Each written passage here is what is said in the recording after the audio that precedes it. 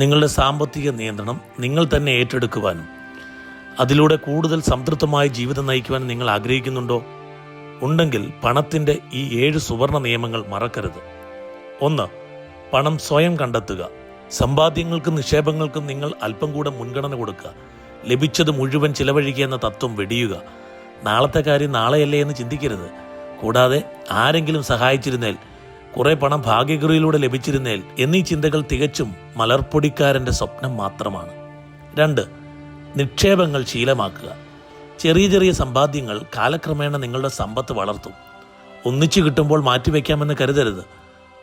ഉള്ളതിൽ നിന്നും അല്പം മാറ്റിവെച്ചാൽ ഇല്ലാത്ത കാലത്ത് അത് ഉപകരിക്കും. 3. നിങ്ങളുടെ പണം നിങ്ങൾക്കും കൂടിയായി ഉപയോഗിക്കുക. നിങ്ങളുടെ സമ്പാദ്യം നിങ്ങളുടെ ഗുണത്തിനും നിങ്ങളുടെ ഇഷ്ടത്തിനും കൂടെ ഉപയോഗിക്കുക. നിങ്ങൾ പിശുക്കി ജീവിച്ചുണ്ടാക്കുന്ന പണം നിങ്ങളുടെ മക്കളെ നിഷ്ക്രിയരാക്കി തീർക്കും. 4. പണത്തിന് അടിമയാകരുത്. പണം നിങ്ങളെയല്ല, നിങ്ങൾ പണത്തെ ഭരിക്കുക. പണത്തിനു വേണ്ടി മാത്രം ജീവിക്കാതെ ജീവിക്കാനാണ് പണമെന്ന് മനസ്സിലാക്കി ജീവിതം ആസ്വദിക്കൂ. പണത്തിന് മീതെ പരുന്തും പറക്കില്ല എന്ന ആശയം വെടിയുക. 5. എപ്പോഴും ഒരു അത്യാവശ്യ ഫണ്ട് കരുതുക. ജീവിതത്തിൽ നാളുകൾ അനിശ്ചിതത്വത്തിലാണ്. അതിനാൽ അപ്രതീക്ഷിത ചെലവുകൾക്ക് ഒരു തയ്യാറെടുപ്പുണ്ടായിരിക്കണം. വിധിയുടെ വികൃതിയാണെന്ന് പറഞ്ഞ് പരിതപിക്കാതെ കരുതൽ ധനമുണ്ടായാൽ കാര്യങ്ങൾ സുഗമമാകും.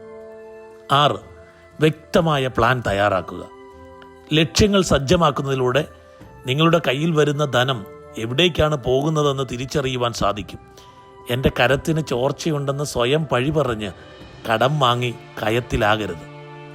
7.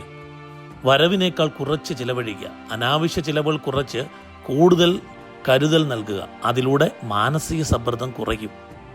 കാരണം കരുത്തുള്ള മനസ്സും കരുത്തുറ്റ ശരീരവുമാണ് കനത്ത കീശയേക്കാൾ നമുക്ക് ആവശ്യം. നിങ്ങൾ വളരുന്നതിനോടൊപ്പം ഈ ചാനലിനെയും വളർത്താൻ സബ്സ്ക്രൈബ് ചെയ്യുമല്ലോ.